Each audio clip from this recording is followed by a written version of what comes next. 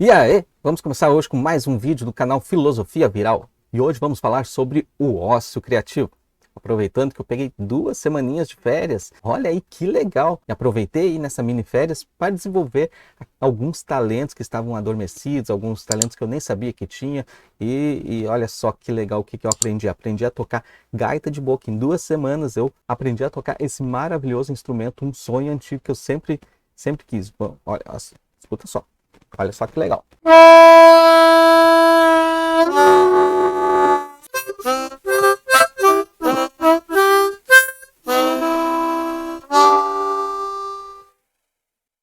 Não, não aprendi nada, não. Não, tá horrível, tá? Mas eu estou treinando e algum dia eu vou aprender, tá?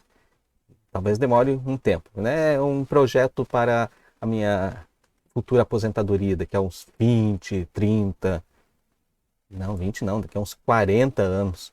Uns 40, 50 anos eu vou me aposentar, provavelmente. Tá? Então, mas não é sobre isso que eu quero falar. Quero falar sobre as leituras que eu fiz nessas 2 semanas. Algumas coisas que eu reli, algumas coisas que eu terminei a leitura, algumas coisas que eu comecei, algumas coisas que eu sempre estou lendo e fazendo anotações. Então, essas leituras, elas serviram para que eu, nesse período de férias, de ócio criativo, eu pudesse afiar o meu machado para voltar aí com mais força e com mais determinação. Certo? Depois da vinheta, a gente vai conferir. Vem comigo!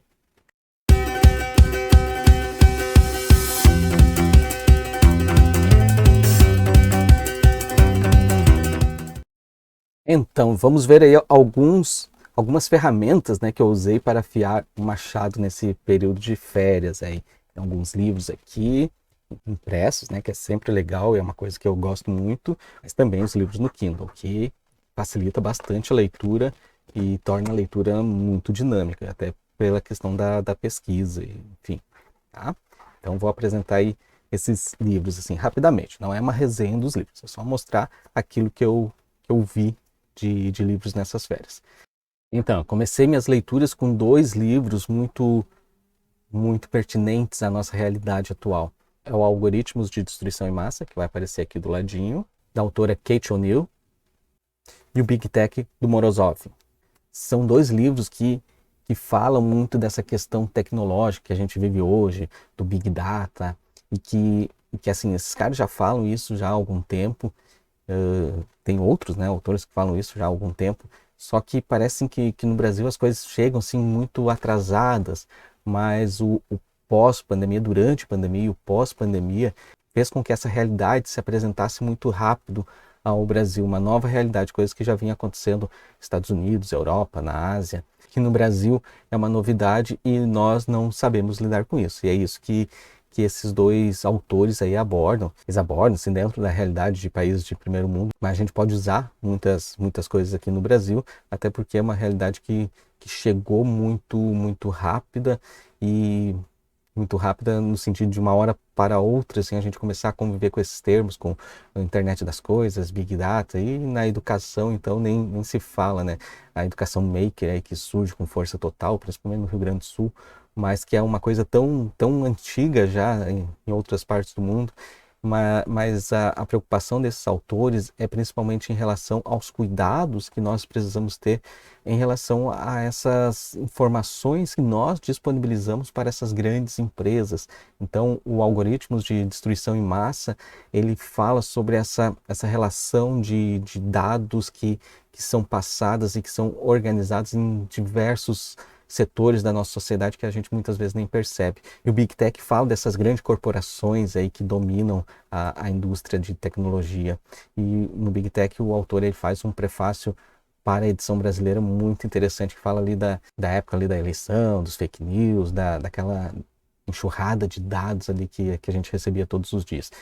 Então são leituras assim muito densas que provocam assim uma reflexão muito relacionada à nossa vida cotidiana e à nossa relação com as tecnologias. É uma leitura de teor filosófico e teórico e ao mesmo tempo palpável, prático e que a gente vê no dia a dia. Então vale muito a pena. Então, estou concluindo os 2. O Big Tech eu já tenho há mais tempo e o Algoritmos de Destruição em Massa peguei recentemente, ainda estou ali pela metade do livro, mas é uma leitura assim, que vale muito a pena. É uma leitura mais demorada, assim, a gente precisa ter um olhar mais cuidadoso, a gente lê, relê e busca entender, e tem alguns termos ali que não se conhece, por isso que ler esses livros no Kindle, ele ajuda muito, porque a gente consegue, quando surge algum termo desconhecido, a gente consegue fazer a pesquisa automática aqui, né? Então vale muito a pena a leitura, são bem baratinhos aí na Amazon. Não estou fazendo propaganda, caso a Amazon queira me pagar, tá valendo, tá? É uma das grandes empresas ali que é apresentada no livro Big Data, né? A Amazon é uma dessas corporações aí que dominam a nossa vida. E agora, essa leitura aqui, Por que Gênero Importa, do Dr. Leonard Sachs, que tem como subtítulo O que os pais e professores necessitam saber sobre a emergente ciência das diferenças sexuais. Esse é o livro mais polêmico que eu estou lendo nesse momento, porque ele não é uma unanimidade. Muito pelo contrário. Muita gente discorda, muita gente critica, vista pelo viés, porque o Dr. Leonard traz a questão de gênero vista pelo viés da biologia. Dentro das pesquisas e estudos que ele faz, ele traz essa questão de gênero, principalmente no que diz respeito a aquilo que se chama de ideologia de gênero, como uma construção da sociedade desnecessária. Porque, segundo ele, o gênero feminino e masculino, eles são biologicamente diferentes desde o nascimento. Então ele vai trazer no livro ali características de meninos e características de meninas, e aí vem uma das principais críticas, né, que o livro recebe, porque para o doutor fica muito claro que meninas devem ser incentivadas a brincar de bonecas e meninos devem ser incentivados a brincar de carrinho.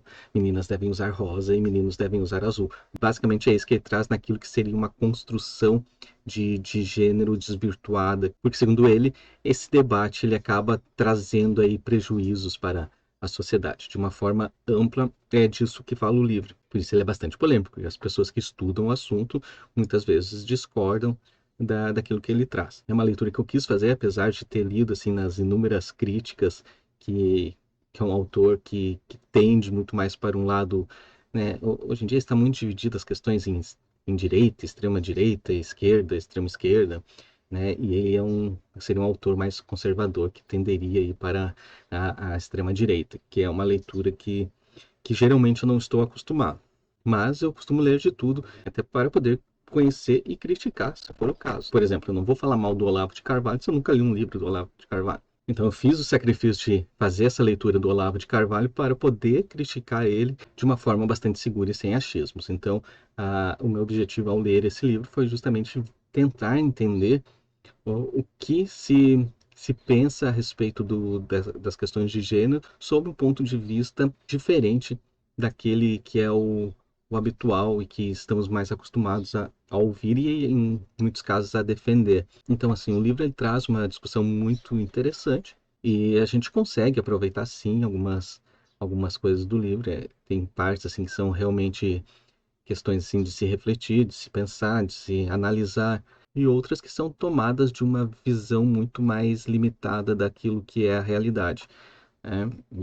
Enfim, então vale a pena a leitura do Porquê Gênero Importa, para a gente poder estar aí aberto a uma discussão mais ampla sobre uma temática que hoje em dia é tão pertinente, tão presente no cotidiano, principalmente no cotidiano escolar, na educação. E nós, como professores, devemos estar abertos aí a todos os tipos de leituras e pontos de vista para poder ajudar da melhor forma possível os nossos educandos, né?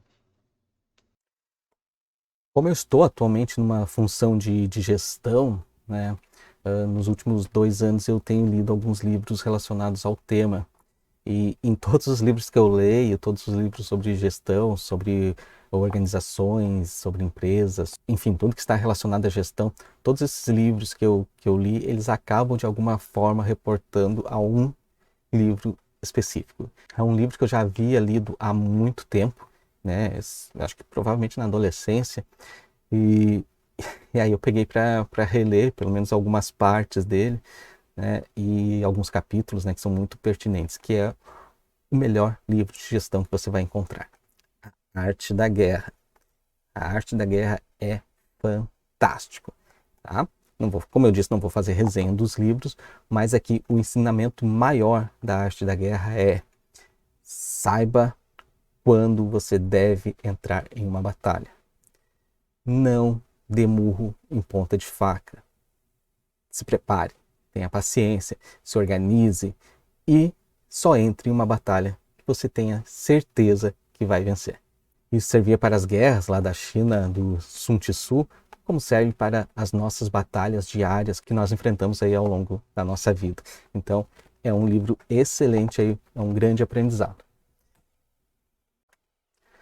Como esse é um ano de eleição, não podia faltar nas minhas leituras um livro que fala sobre política, né? E essa obra, ela é livro de cabeceira de muitos líderes que nós temos por aí, muitos políticos que nós temos. Se bem que a grande maioria não creio nem que tenha capacidade de entendimento desse livro, que é O Príncipe do Maquiavel, um livro que fala sobre o domínio, sobre a conquista do poder e sobre como se manter no poder.